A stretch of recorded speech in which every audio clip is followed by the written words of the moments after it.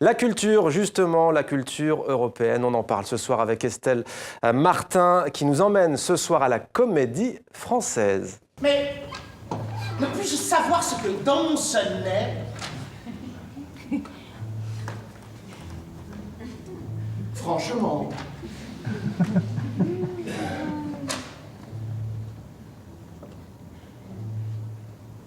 Il est bon à mettre au cabinet. Peut-être réglé sur de méchants modèles.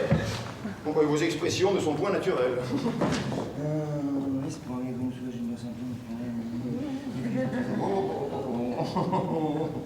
Mais qu'est-ce que nous berce un temps notre ennui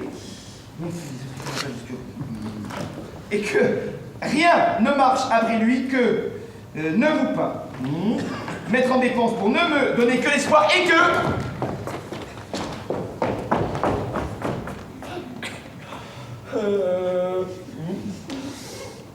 Phyllis.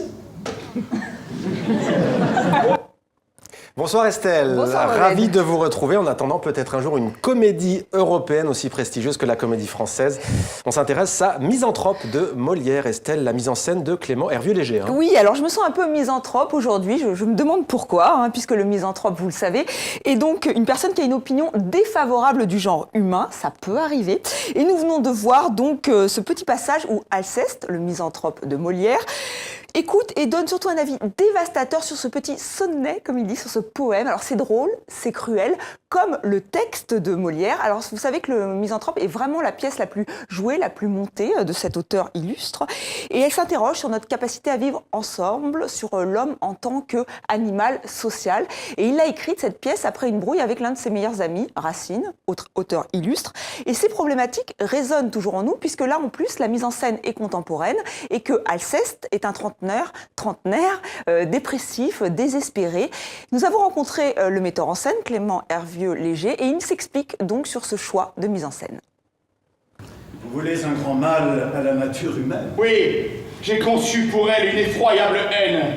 Tous les pauvres mortels, sans nulle exception, seront enveloppés dans cette aversion?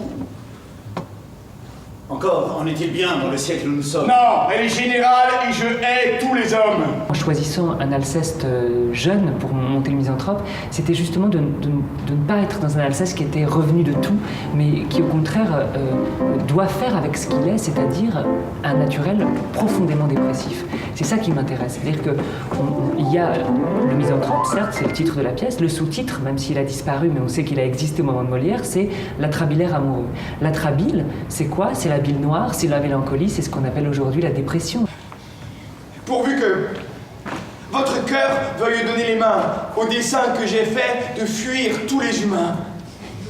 Que dans mon désert, où j'ai fait vœu de vivre, vous soyez sans tarder résolus à me suivre. Je me suis interrogé, moi, sur ce que pouvaient être les grandes figures de misanthrope plus contemporaine.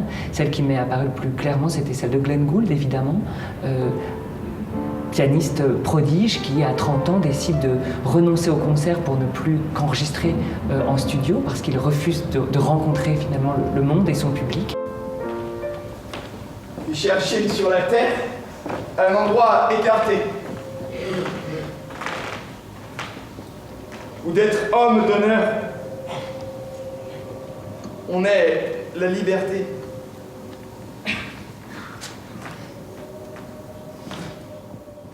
Donc Glenn Gould l'a inspiré. Voilà pourquoi la musique est très importante dans cette mise en scène, musique signée Pascal Sangla. Et c'est vrai qu'elle apporte encore plus de mélancolie, de désespoir. C'est vraiment une mise en scène très réussie. Je vous invite à la voir si vous avez la chance d'être à Paris. Et donc c'est jusqu'au 17 juillet à la Comédie Française.